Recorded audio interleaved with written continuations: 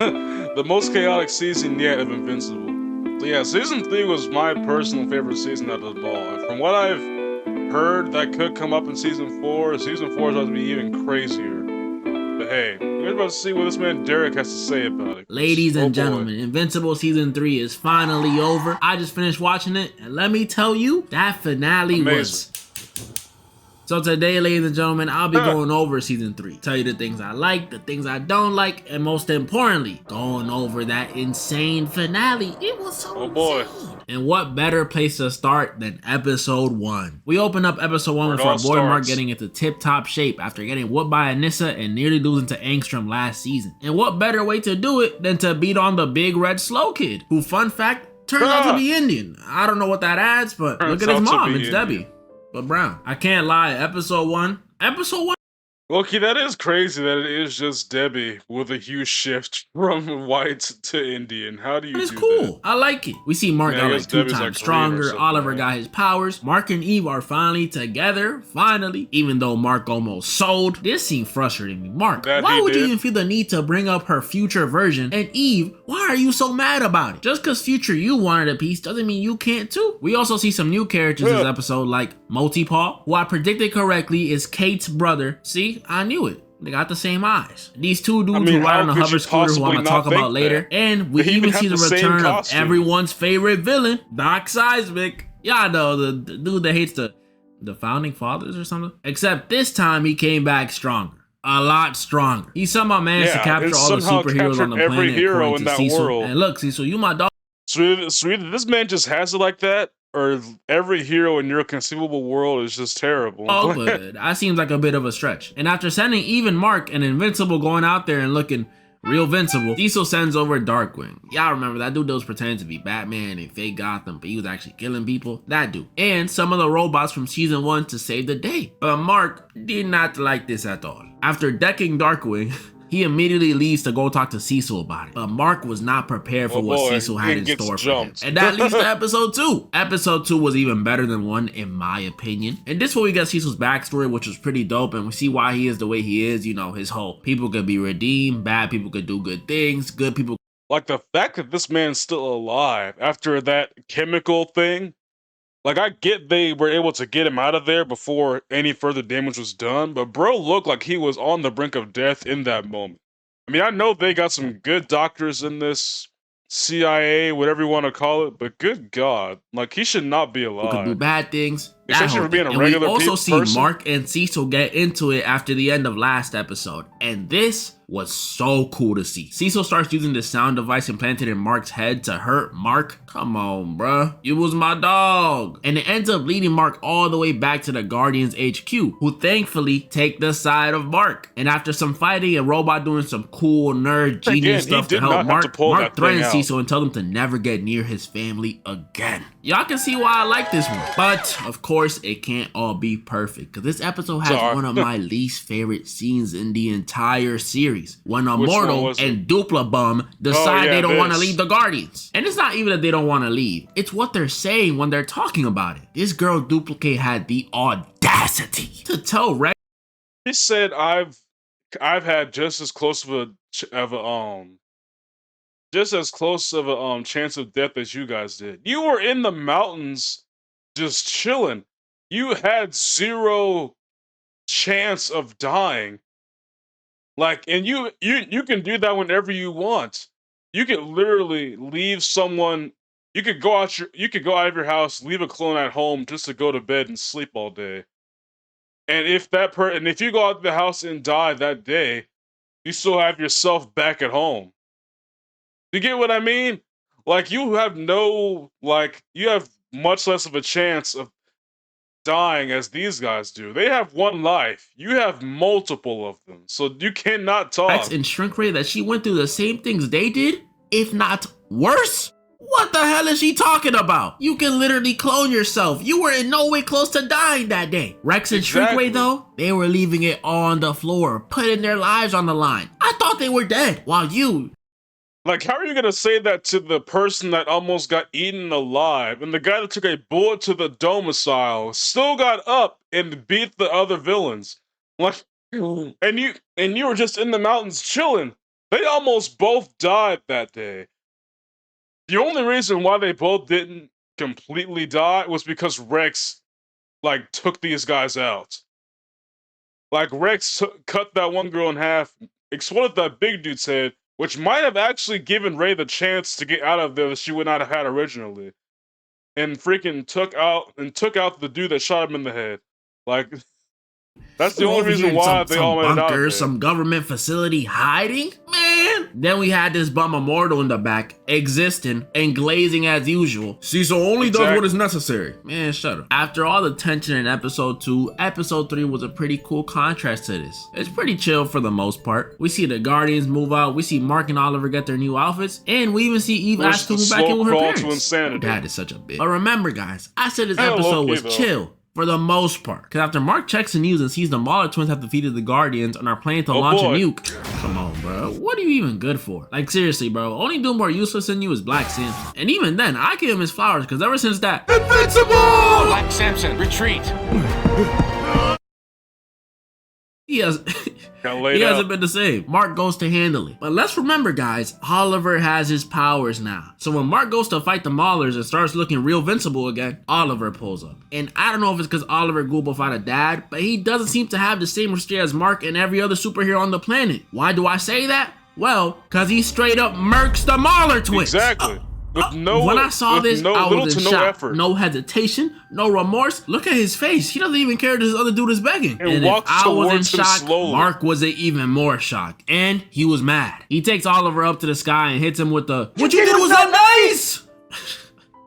It's not nice to do that. Nah, in all seriousness, you murdered them. Oliver started saying it was an accident. Bro, come on, man. That's a blatant lie. And this scene got me annoyed because Oliver trying to justify what he did brings up the fact that Mark killed Angstrom. Like, come on, dog. You don't see Mark bringing up the fact that you spent more time with your dad or that you had purple skin. I'm just saying. Oliver then tells Mark, you know, maybe it's okay we kill villains. I mean, they're villains. And this makes Mark think. Episode 3 ends with Mark and Eve on a classic date right outside Mark's house, and Mark discovering he's being watched by someone. And that's how we get to episode 4. Episode 4, again, another episode I like. They are 4 for 4 right now. Give them a round of applause. For not doing anything. Yep. Now give me one. We see Mark try and figure out who's stalking him, but to no avail. We then see Mark and Eve go on a little nicer date, a dinner date, until they're interrupted by the 2 hover dudes from earlier. They turn out to be from the future, and normally this future timeline stuff be confusing me, but this time, it still did, but I like it. They drag Mark and force him to come help them stop their king who enslaved Earth. I'm talking work camps, no power, curfews. So the dude who did this has to be a monster. The twins even told Mark that he's been ruling the planet for hundreds and hundreds and hundreds of years. And he's almost impossible to kill. Lives for a long time. Impossible to kill? Don't tell me. This dude is a villain. It's just the Immortal. As much fun as it is to hate on the Immortal, I low-key like this reveal a lot. So it turns out in this future, Mark left the Immortal in charge of Earth after he left with his family. So in this future, Mark and Eve might have tied the knot. Unless he's talking about Amber. Oh boy. And at some point, the Immortal lost his mind, couldn't handle it anymore. So he's been doing all this messed up stuff in an attempt to bring future Mark back. And now that present Mark is here, he needs him to do something. He needs Mark to kill him. Nah, in all seriousness, this was low-key sad. Mark was still recovering from the fact that he murked Angstrom, so for him now to have to kill someone he actually somewhat kinda cares about / respects, that's gotta be rough. I mean, he does it anyways, but it was still rough. I rock with this though. We got some insight about how a potential future for Mark could be, and the Immortal said something about Mark being sick again. When has Mark been sick? And episode 4 only continued to impress me, because after cutting away from Mark and Eve about to do their Look, I like how what Immortal was just saying was just like a whole like foreshadow. For like, I want to say by the time Mark has his family and everything, I want to say that might happen in like season 5 or 6, depending on when they do the time skip. I don't know how old Mark is when him and Eve have their kid. Like, I really don't know how old they are. I imagine they're still in like their like their mid 20s. But Mark's 19 by the end of season 3, so I don't know how far the time skip's gonna go.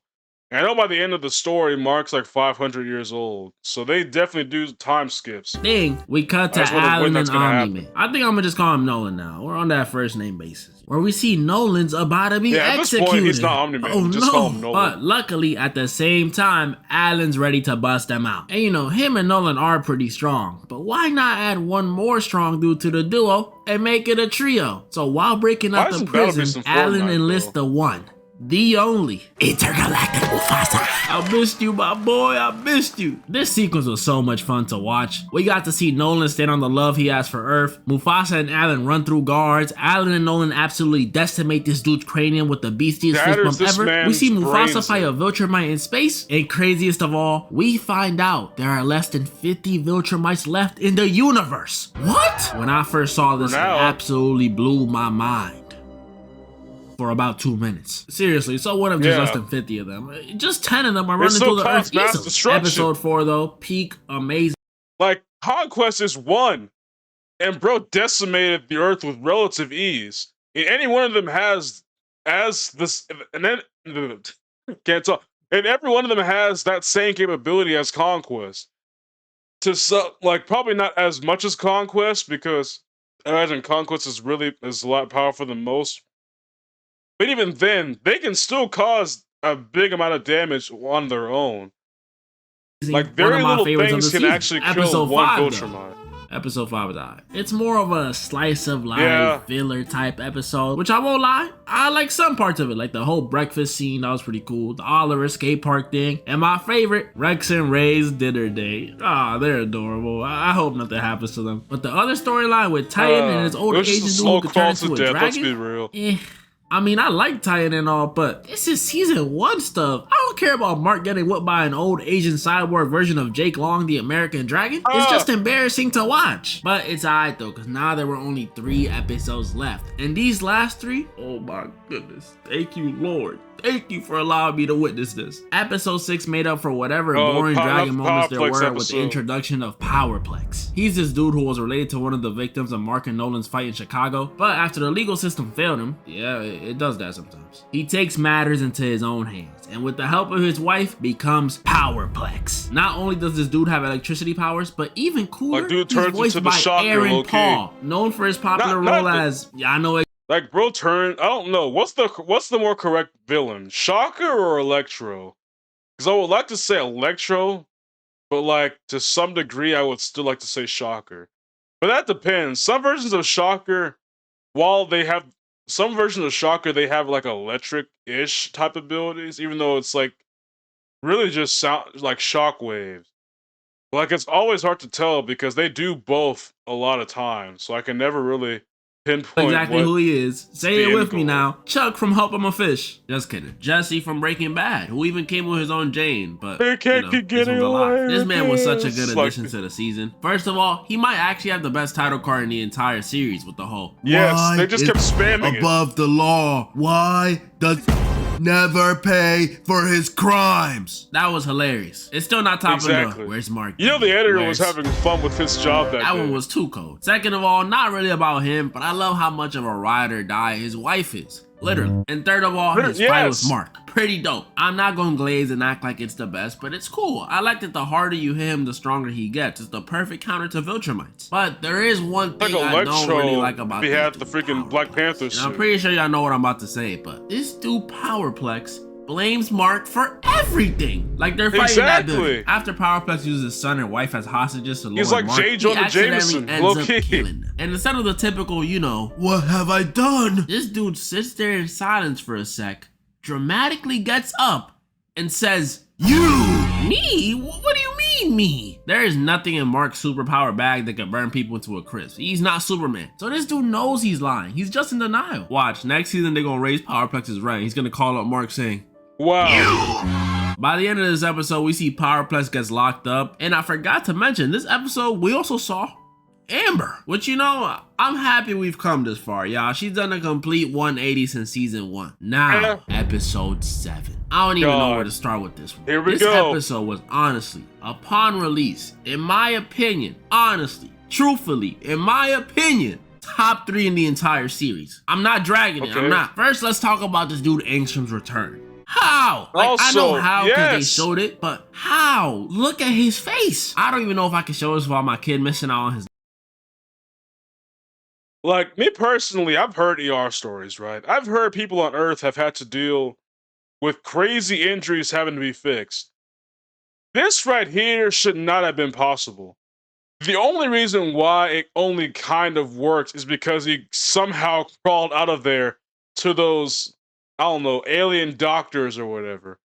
But even then, how they made this man how did they make his face recognizable after this? Like his face should not have been put back together for this to happen. His his structure is no longer there. I don't know, man.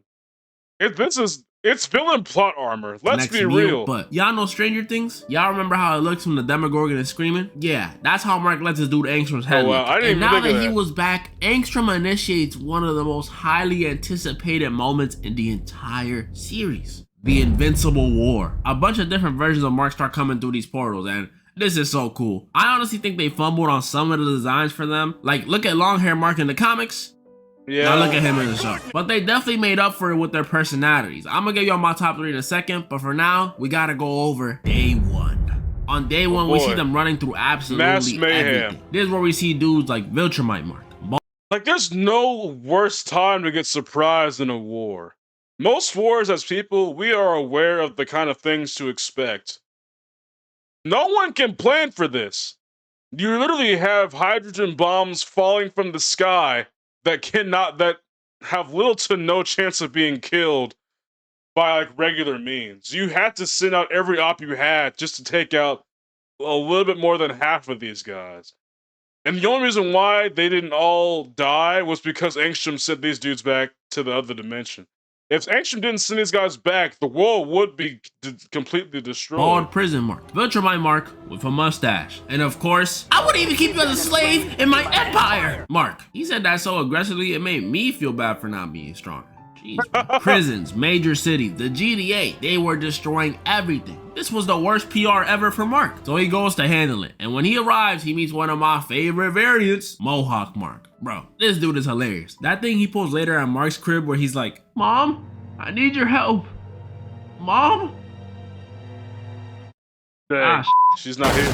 Had me dying on the leaves. first watch. Mohawk Mark won't tattletale and tell Mark who's behind this, so they just start fighting. I know it was a little scuffle, but it was still cool to see. Mark knocks him out temporarily, and this situation was getting serious. So we cut to the GTA where we hold up, time out. Who is that? Who is that? Please don't tell me that's a variant. That is not Mark. Cecil and a naked Donald are realizing the severity of this situation. So they call up every superhero on the planet. See, that's more like it. Doc Seismic is not hanging with this. Day 2, they truly do send in everyone. This British dude, this Oompa Loompa lady. They even sent in who? Boss Baby. Oh, my bad. Exactly. Business baby. A baby who's only It's Boss Baby. We see Mark and Eve help some of these heroes fight out the next variant. We see that's Boss Jeisty Baby. Mark. He's the one that says F off to Omni Mark, who is also here. He's a nonchalant one that doesn't think it's cool to cuss. And man, the second I seen it was a 2v2, Mark and Eve versus these two, I knew it would not go well. It's sad to say, but as she is right now, Eve cannot hang with them. I mean, barely anyone can. Like, I wish she could just instantly make a 3-bed, 2-bathroom crib with a washer and dryer included to trap them in, but these are Viltrumites. They move faster than she can even think, so we should count ourselves lucky to even get these pink sheets of paper, honestly. But still, those weren't enough. Omni Mark ends up shattering through all of them, grabbing Eve by her leg, and shattering that too. That leg. And I thought Mark was gonna get like a rage amp here, but no. Luckily, Cecil sends in those robots that Mark hates so much, and they save him. So maybe he is my dog. We then cut to the Guardians HQ where, oh my, what happened? Well, it was a doing of no other than Goggleless Mark, another one of my favorites. He absolutely ran through the Guardians, and while cracking jokes the whole time too. Help! I don't want to not be living. Priceless. That line made him top 3 for me. Call me easily impressed. I don't care. He cooks the immortal, obviously, but he gets defeated when he gets caught off guard by Darkwing, who traps him in the. You had to sneak him to defeat him. Black. I don't know. I forgot what it's called. But that's the last we see of both of them. Then after this, we cut to the. Oh boy. The Teen Team HQ. I can't do this. Rudy, Bulletproof, Monster Girl, and Rex are going up against Big Goggles Mark. Such a lame name. And it's not looking like they're gonna win. So Rex tells I Bulletproof like to how get the internet everyone just out of gave all here. He these has a guys plan. names. And to tell Ray he's sorry he couldn't Based off- finish helping her like, move. some of them make sense, but some of these Rex names starts just don't throwing make everything sense he's at got all. at him, even blows up the floor under him, but nothing worked. What was his plan? Big Goggles grabs Rex by the neck, asking him what is he gonna explode next. He He's got literally nothing became left, and Rex tells him, a suicide bomber. my entire skeleton. This scene was so heartbreaking. I saw it coming too. The second they started upping Really his pulled a screen time and gambit doing from all that X-Men sweet 97. stuff with him and Ray, I knew it was over. R.I.P. Rex, man. Your development throughout the story was beautiful to see. It's just so sad, and I didn't think it could get any sadder. But then they started playing that Billie Eilish, and even worse, Business Baby died. By day 3, the Earth Did was he die though? ravaged. Wait, I don't think they touched Parrish. It looks exactly the same. And where was Mark during all this? Well, at the hospital with Eve, where he's refusing to leave her side. Look, Mark, I get it. They might come for her too, but bro, they got business, baby. Get up. But in this moment, yes, I agree. He should be out there fighting. But knowing what came immediately after this fight happened, him being in the hospital was the safest thing to do. Because he needed to be at full strength for what the heck was about to come in literally less than a week of time. Out there! Let's be After all real. that destruction, all the other Marks link up to wait for Angstrom. And here we see probably some of y'all favorites, like Sinister Mark. He's also in my top 3, so I don't blame y'all. No Mask Mark, that's the one that misses William. And Full Mask Mark, that's the one that misses his mom. And by the way, those last two, bro, I don't give a damn that you miss William or that you miss Debbie. I'm not feeling bad for them. And this is coming from a mama's boy. So what if he loves his mom? Almost everybody loves their mom. We can't use that to justify him enlisting himself to slaughter a bunch of people. You know who else had a good relationship with their mom? R. Kelly. Are we forgiving him? Where are his TikTok edits at? Oh, someone misses their mammy. Angstrom gathered the Marks to tell him to get our Mark for him, but they refused. This dude Angstrom really teamed up with Marks that have murked his kid just to get back at a good Mark. He's stupid. The Marks threatened to jump him, but Angstrom sends him into a different dimension the one that and has not decides to handle it intentionally killed himself. anybody And this is yet. when we finally get the reunion between our Mark and Angstrom. And their fight was great. Angstrom was spamming these metal droid balls, controlling them how Shino controls his bugs. It was dope. It was cool. But our Mark is...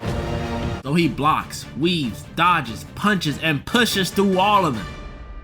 Mark finally had Angstrom in his hands. Oliver spawns in and bring up what like, man was relying on those metal ball things for dear life.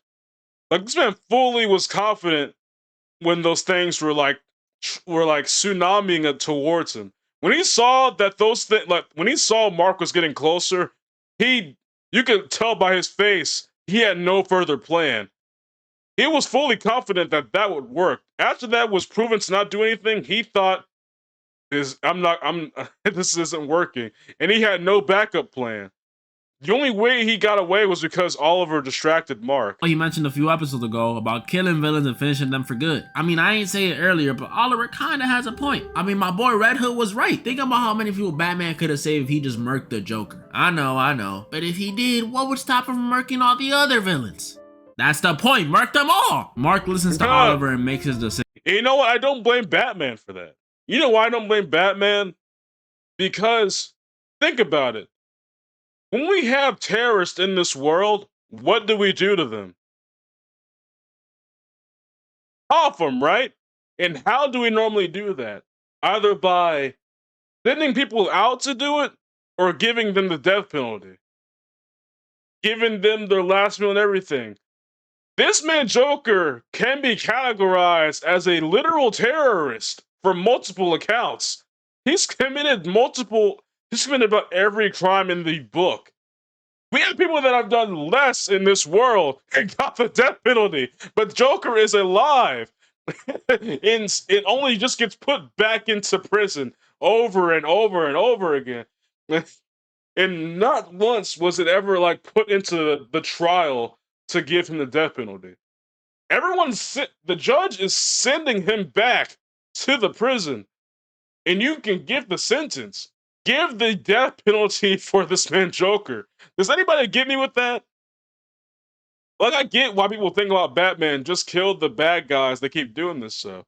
But Batman is bringing these guys to the criminal justice system. And the criminal justice system has the full right to give the death penalty.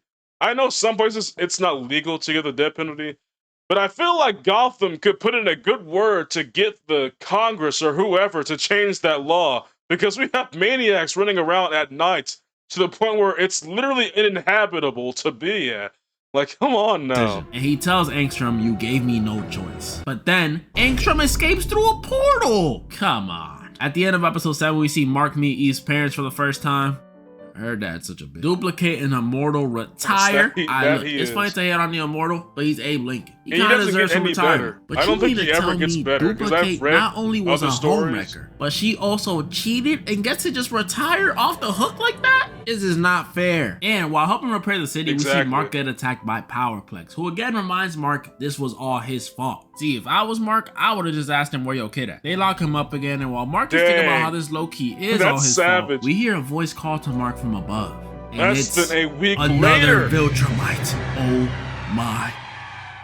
Episode 8. This planet Episode sucks. 8. If 7 was top 3, this one is top 1. This ain't even yes, fair. I said it. Call it recency bias. I don't care. But this is my favorite episode in the entire series. Mark looks up and sees another Viltrumite. Conquest. Now listen, y'all don't understand how much I loved The Walking Dead. It was my baby. Oh boy. But when they killed off Glenn, they went too far for me. I legit dropped the show immediately, and above all else, I hated Negan. But now, with Glenn's actor being Mark and Negan's actor voicing Conquest, this felt like the perfect The chance rematch of the century. for revenge. But this wouldn't be easy. If Mark thought his...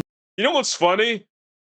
Mark low-key does the same thing Negan did to Glenn. So it's literally poetic justice.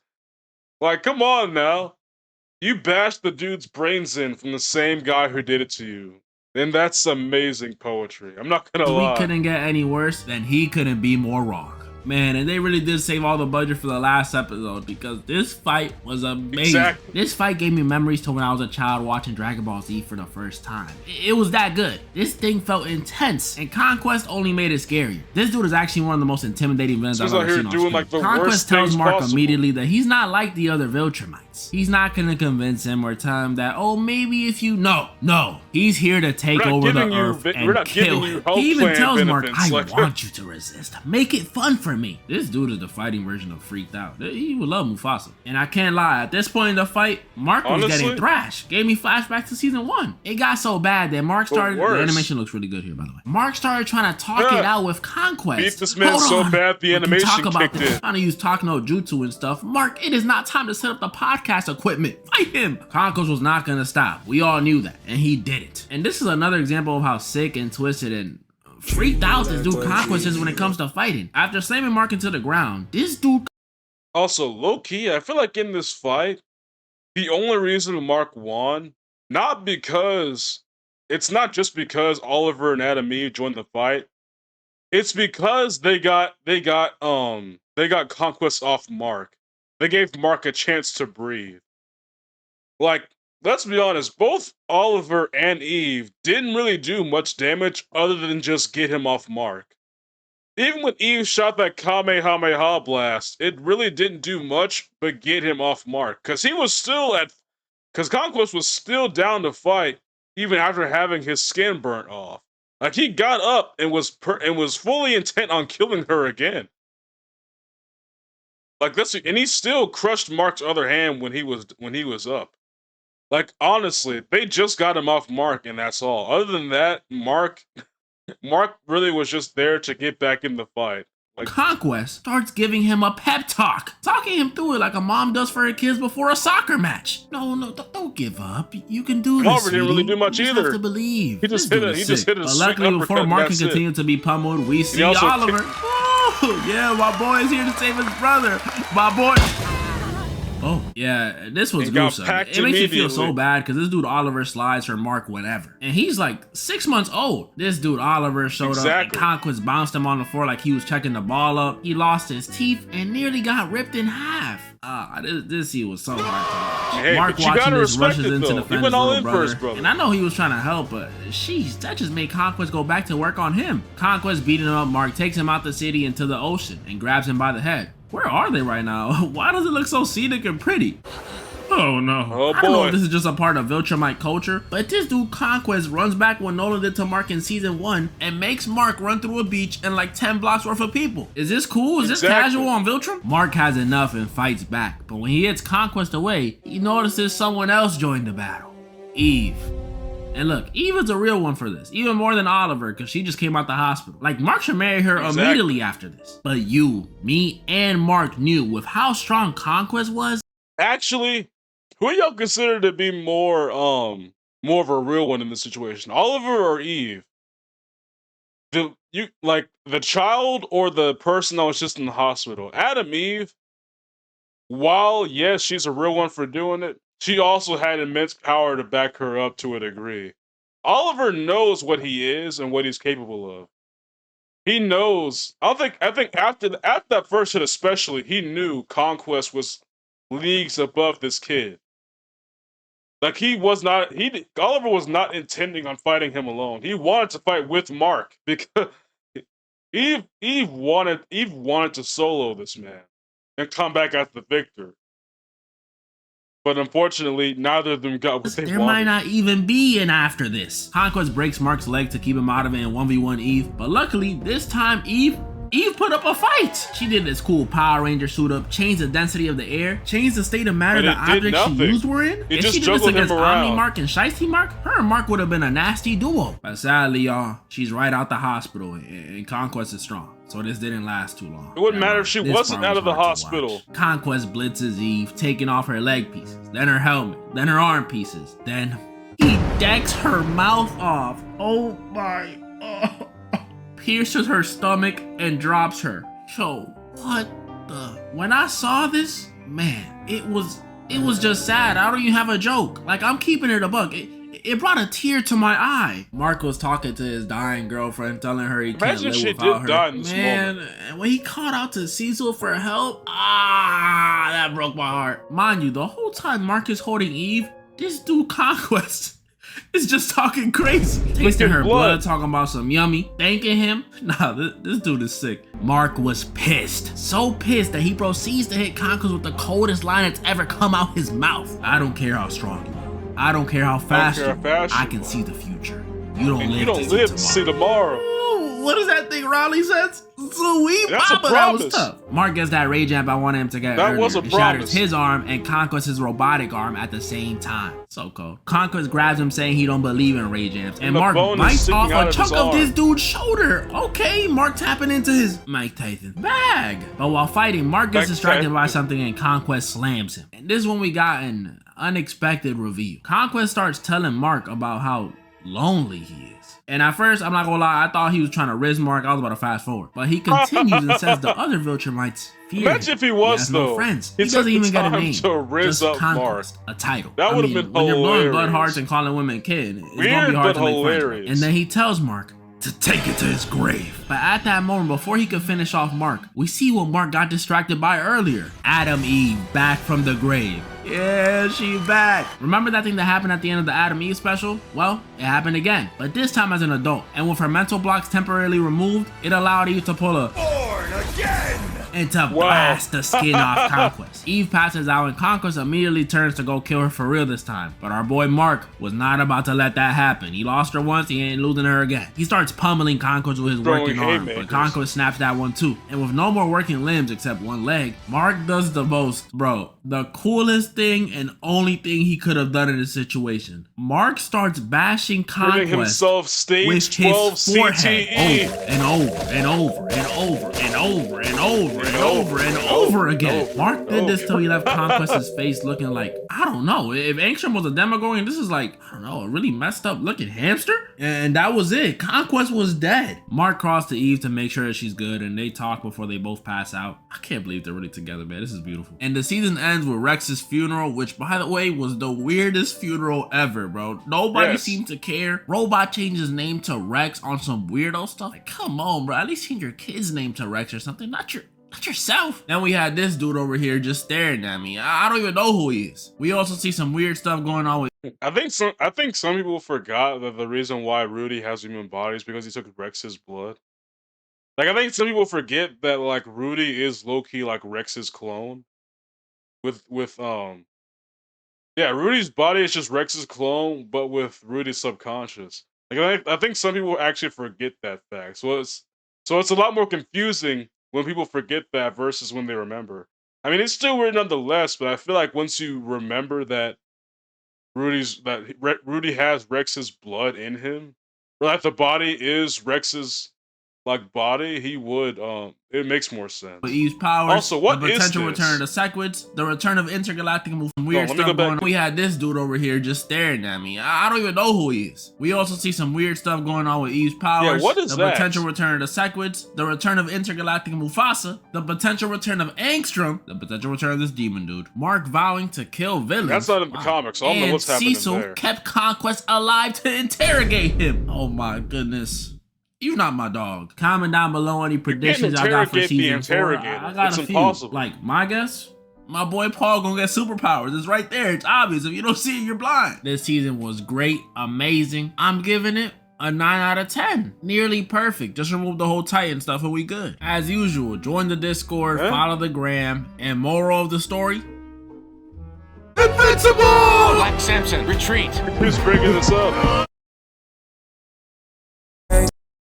And that's it. But yeah, man. Season 3 of Invincible was great. Cannot wait for season 4. And hey, I really wish that I was able to get caught up before season 3 happens, so I could do reactions to it on the Patreon, which I am doing reactions to Invincible on the Patreon. But I wish I was able to react to season 3 as it was going on. But I guess I didn't quite get back into reacting to Invincible, so I watched it on my own. So I am gonna have to deal with the same thing I did originally, where I have to react to the show that I've already seen.